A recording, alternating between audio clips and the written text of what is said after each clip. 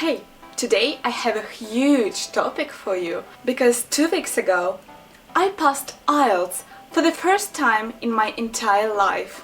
For your record, I'm 20 and I'm Russian, so I'm a native speaker basically for 2 languages, Russian and Ukrainian, and English is completely like second language and foreign for me. I've been learning English for like I believe 6 years now. And IELTS was like a milestone for me, an ability to get my progress assessed and just to know where I am on my path of learning English. And this is so incredibly important. So these 2 weeks proved to be quite controversial for me because I was both quite anxious about my results and I had an opportunity actually to prepare for the worst. My father always teaches me not to build false hopes because they are only sources of disappointment and pain, and that was completely not the thing that I wanted. So I was preparing myself gradually for, like having 7 or even 6 for the exam. And actually a lot of people just aim for this score and I should be grateful for this. But secretly I wanted 8.5 so bad, you can't imagine. So the big day came and I went to my center to get the results. So I took my envelope and went to a quiet place to open it. Actually, we can do this together now. So this is my envelope and I went to a restaurant and I just opened it and this is what the actual paper looks like. So I was like gradually revealing for myself the scores and I was so immensely happy to know that I got for listening 9.0, for reading 9.0, for writing 7.0 and for speaking 7.5, which makes it a band score 8.0 altogether. And I was so happy, I have no idea. I have never dreamt of having, this perfect 9.0 result for any of the modules, and I did too. So I was pretty much so excited and astonished at the same time. And now I'm ready to share with you some tips and tricks for tackling the IELTS. First, I will mention the textbooks that I used for my preparation. I only used the IELTS trainer as my actual printed copy because all of the other books I had just as an electronic version. And this is so incredible for people who are just, intermediate or pre-intermediate and who are taking their test the first time in their lives and you are just not quite acquainted with the structure of the test.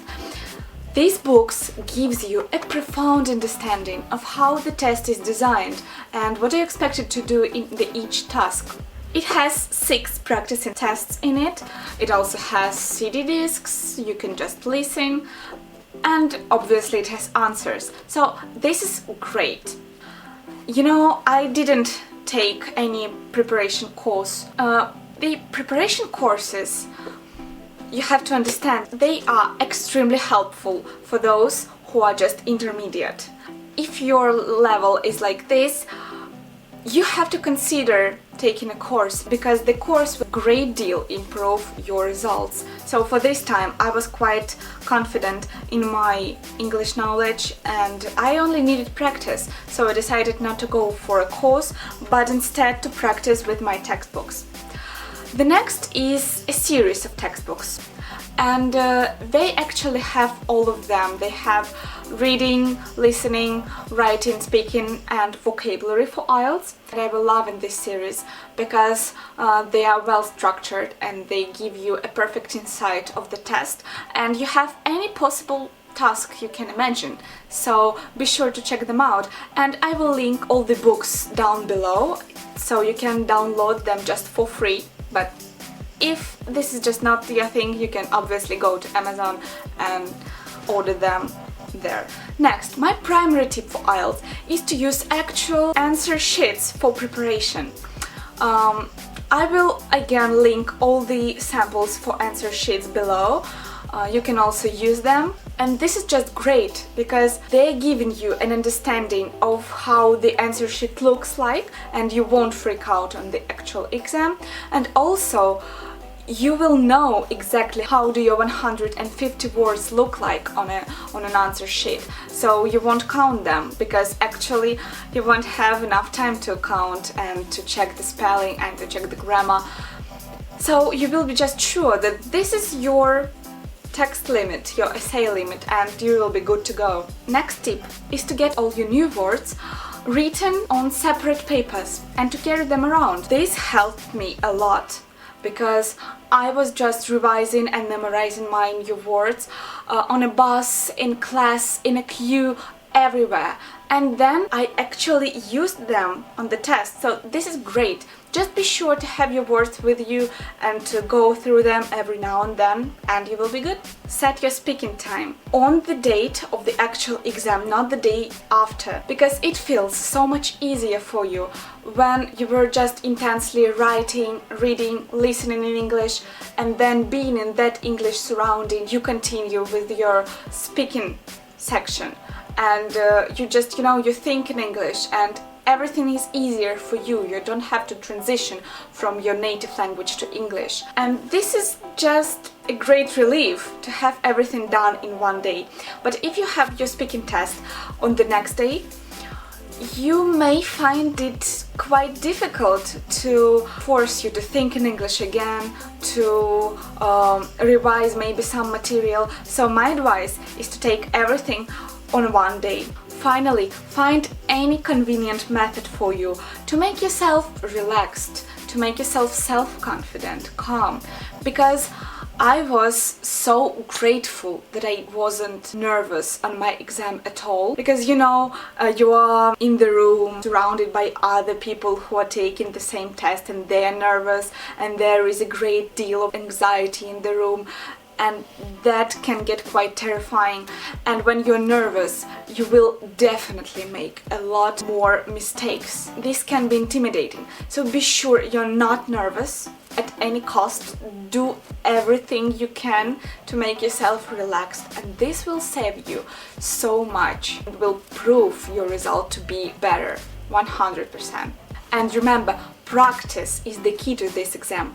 You may not know all the, specific terminology in the academic reading module, but if you just are familiar with the structure and you know what do they expect from you, you will do your best and you will just know what words you have to put in the answer sheet, and you know what you have to look for in the text. And for the reading section, please make sure you first are going through questions and then you are going through the text, because all the answers to the questions in the text are placed in the order of appearance in the questions section, if that makes sense for you. And you first have to just read the questions and then skim the first paragraph for the first question, and then you skim the second for the second question, and so on, and you will just quickly find the right answers and put them to the answer sheet. Remember, spelling is so important, and even capitalizing letters is quite important also.